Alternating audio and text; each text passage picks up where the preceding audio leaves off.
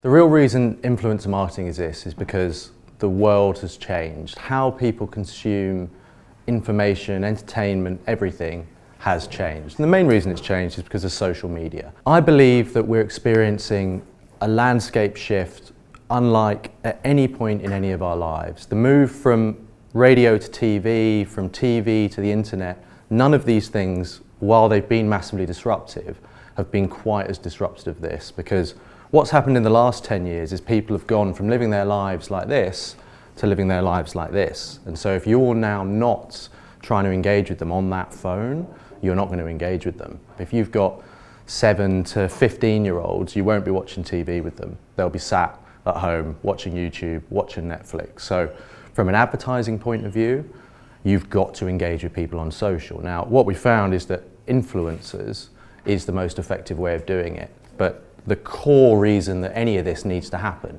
is because people are on social. So what is influencer marketing? Essentially what influencers gives you is the ability to go niche at scale. We now live in a world where segmentation is absolutely critical. There are communities of people that are incredibly specific, far more specific than there have ever been. There are massive communities that talk about a certain game or a sunset in a certain area, or dogs, or dog collars, whatever it may be. So the excuse of brands having to put general brand messages out there and hope that audiences get them has gone. Brands can now segment their messaging and target purely into that audience. And when you go niche, as we always know, you're going to get much better results. If you're trying to get someone to go to a football match and you're not talking to a football fan, it's kind of pointless. If you're trying to sell Chelsea shirts and you're not using Chelsea pages to do it, why do you think people are going to buy? There's no point in using a general football account where 2 to 3% might be interested in Chelsea. Go and use an actual Chelsea account. Influencers gives brands, organisations, everybody else to do that at huge scale.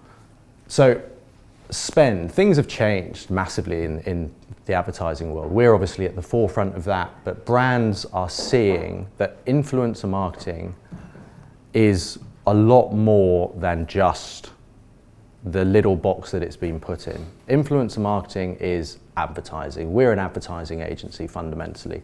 Brands have given us budgets from absolutely everywhere. We've taken PR budgets, social budgets, paid media budgets, out-of-home budgets, straight TV budgets, it doesn't matter. What we do is guarantee our results up against those channels, and our channel will always beat that channel. If you're looking at anything that's targeting a 13 to 50-year-old audience where it happens online, influencer marketing is going to deliver you a better ROI on that. And so what's happening is brands more and more are starting to put further and further budgets. I believe that we're going to get to a point where 25 to 40% of ad spend goes through these channels. We're at about 0.5 at the moment max. So why are brands using influencer marketing? So what I said at the beginning, create niche content and deliver it to niche audiences at scale. That's the most fundamental reason to use influencer marketing. Now, why do that? Because when you do that, it's the most cost effective, it goes to a large audience, you can win over a specific new audience, it's obviously better performing than traditional, it does a brand job and a direct response job simultaneously. It's incredibly trackable. There's a common misconception around influencer marketing that, oh, how do you track it? You put trackable links in and you just monitor the links. It's as trackable as any form of paid. The traditional stuff that people are doing that everybody knows is untrackable, bizarrely, that's the medium that's trying to hit influencer marketing. This is much more professional now than it was 4 or 5 years ago. It was the dark arts 4 or 5 years ago. Now it's not. People are disclosing what they're doing. They're putting hashtag ad, it doesn't matter. If you're putting the right message into the right audience in the right way, people will connect with it. There's no reason to hide that. If you're a Chelsea fan account and you've got a deal with Chelsea to sell their new shirt, what's the shame in that? Chelsea are getting to an audience that they want to engage with. The influencer is getting paid to give that message to the audience, and the audience is getting a discount on a new Chelsea shirt. Everybody in that chain wins. So what can influencer content look like? It can look like a whole load of different things. What people think it looks like is, here's my can of Coke, sort of looking at a camera, and isn't that exciting? There's a brand in the image, let's run a Nielsen report and give us a value on that. That is not how we see influencer marketing. We see influencer marketing as a way to engage with an audience around a certain topic. So you need to be doing something as specific as possible with that audience. Now, there are dozens and dozens of different ways to do that, from video to vlogging to blogging to articles to Instagram posts, short form content where you're asking the audience to engage with you, long form content where you might be podcasting, and a whole load of different things. There isn't a right or a wrong answer for a brand. There are different reasons as to why you should be in each one of those mini channels, and you have to act in different ways when you're doing it. Influencer marketing done wrong is, I'm not sure if any of you will have seen this. This became very famous and started trending. This looks like a lovely picture, but those are not pancakes, they're actually tortillas. And she's folded them on a plate and put strawberries on top. So it looks from a distance like a great photo. She got absolutely crucified by the community. It's completely fake. This happens a lot. Here's another one where this is the agent saying, here you go. Oh, I'm blocking it. Here you go, post this at 4 p.m. with the caption. And he's just put it straight out there. So it's clear to the audience that he has absolutely no interest in this whatsoever. This is just a paid partnership. And then obviously you've got a Gillette ad, a TV style Gillette ad on social, which is not going to connect with the audience. It's overstaged, unrelatable, and too forced. So lots of different types of influencers. The two most common would be a publisher and a creator. So the publisher page, these tend to be very specific. It might be a lad Bible would fall into that, or a gaming Bible, a uni lad, but you'd also get specific food pages that all they do, for example, is just do new recipes every day. Millions of people following these pages. Unbelievable value for brands if you can go with a specific message at that audience. They have an ability to advocate because they are a faceless page. The assumption is that they're pushing brands anyway. Content creators. This is where people get into the most trouble, but it's also where you can have the most success. If you can genuinely integrate whatever it is you're trying to sell with the right creator, there is no better way. It's the ultimate peer recommendation. You've got a human being who has a really strong connection with their audience vouching for your product. But if you do it in the wrong way, it's where you will get the most kickback. So there are literally millions and millions and millions of content creators. If I had the top 20 in the UK on this screen, you would probably not recognize any of them. Really, with content creators, you should only know them if you follow them. And that's the big difference between celebrities and content creators. There are people in the UK, for example, with 20 million subscribers who, if they walked into this building, 95% of people have no idea who they were, but anyone that followed that person, it would be like God had walked in the building. It's like Beatlemania when these guys are with their audience. I was on a plane coming back from Rome with a guy called Mini Minty, about 5.1 million followers. And there was a school trip getting on that plane too, about 13, 14-year-olds, and they literally went crazy, like absolutely crazy. We almost couldn't get on the plane.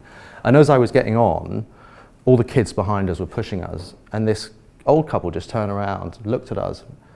Who are you? Like, who are you people? Because that's the weird thing with celebrities. If you're famous enough as a celebrity for a load of kids to go crazy, the chance are is everybody else in the room kind of knows who you are too, whereas that just doesn't work with content creators. So you can be with an incredibly famous, very powerful creator and have absolutely no idea who they are. And you don't need to. You just need to understand that they are that powerful. They have a connection with their audience. And so as long as you authentically match whatever that message is, you're going to have huge success there. But you've got to be careful.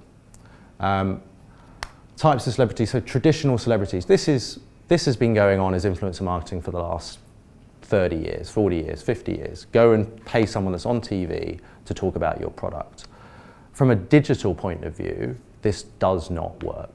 The results are terrible from a celebrity digital result point of view. We found that my previous business was a company called Sport Lobster, which is a sports social network. We had lots of ambassadors, hundreds of footballers, Tony Parker, Cristiano Ronaldo. Cristiano Ronaldo was posting about us every week with trackable links and everything else. We discovered influencer marketing one day when we gave someone who had 100,000 followers on Twitter £10 to post about Sport Lobster, tell that community to download the app. 2,000 of his followers downloaded Sport Lobster. The day before that, Cristiano Ronaldo had posted to 120 million followers and drove 1,800.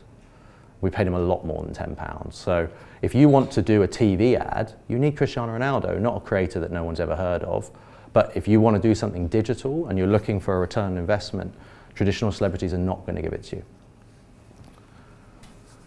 Now that leads us on to, well, how can you use traditional celebrities? So we got approached by Nico Rosberg a couple of years ago. We won Young Agents of the Year at the BT Sports Industry Awards. He'd just won the World Championship, and he realized he was about to go over a cliff from a fame point of view, essentially. He'd literally just retired after winning the World Championship.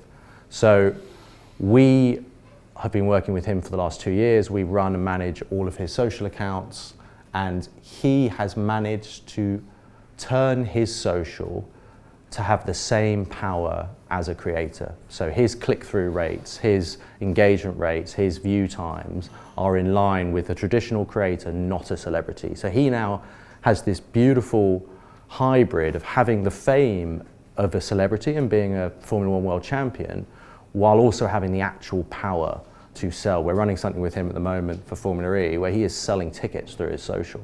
He'll sell 4,000 or 5,000 tickets. You know, if Lewis Hamilton wouldn't do that because his social isn't that way inclined. This is more on the influence of celebrities. So 3% of consumers are influenced by celebrity endorsements, 30% of consumers influenced by influencers, 10 times more effective.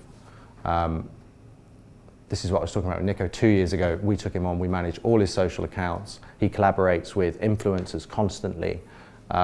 He's creating highly engaging content. He's growing, engaging his social following all the time. He's also coming into the 21st century from a brand point of view. So last 18 months, over 1 million followers, growing on all his channels, 25 million YouTube views, 73,000 hours of watch time, #1 podcast in UK and German sports channels. And by being himself and by being authentic, we sit down with Nico and work out what he wants to talk about, what he's interested in, and then make it happen. And that is the key. Every brand he does, it's because he wants to do it. He turns down 75, 80% of the things that come his way. He's only choosing things that are real. And if you're trying to do something with an influencer, it's got to be the same thing. If you ever try and overstep the mark, if you're forcing them into it, if you say, oh, should we do this? And they go, oh, I don't really want to do it. Don't push them. It won't work. You've got to be led for it to be organic and be real. 20 brand deals, McLaren, Heineken, Formula E, Audi, etc. He's re-signing for the same as he was when he's a Formula One world champion. He is now as powerful as a celebrity influencer as he was as a Formula One world champion. This is the future. There's more value in this from him than there was when he was actually racing. And it's a longer term value. This is not going to be taken away from him. This is not up to someone else. He has control over this channel now. One more thing. This is what I believe the future of organizational content is. We're obviously doing it, as you can see, but we're vlogging. This is what I believe we're going to be seeing more and more and more of over the next 3 or 4 years. The future is video, and the future is being open with what you do. What I showed you at the beginning of this talk was all of the cool stuff I want to show you. What this is the reality of what we do every day. Our clients watch it every day. All the other agencies we compete against are watching it every day. I'm going into meetings now. If people have watched the vlog, I don't need to pitch because they've already got a connection with us. They think they know us. They understand what we do, why we do it. And so it's a completely different dynamic that we're going into. People are seeing the success of this with the likes of the Sunderland documentary, the Man City documentary, but that is still the traditional way of doing it. It's still a very curated way of doing it. We're putting 6-7 minute vlogs out every day. This will go out on Monday, the day after, every single day. So you can't lie about it. You can't pretend it's something. It's too much effort. You know what I mean? So it ends up being a real connection with your audience. I think you're going to be seeing a lot more of this. What could happen if brands lifted the curtain and let customers meet the people behind it? Well, you get transparent, an understanding, you get an actual connection with who that is. So I think this can be used for absolutely everybody. I think individuals should be doing it too. We live in a world where video content is going to be absolutely everything in the next 3 or 4 years. If it's not on video, people will not engage with it. And so thinking they're going to go to your website and read about you, they're not. They're going to go to your social pages, and if you're not doing something there that they can engage with, you will lose that person.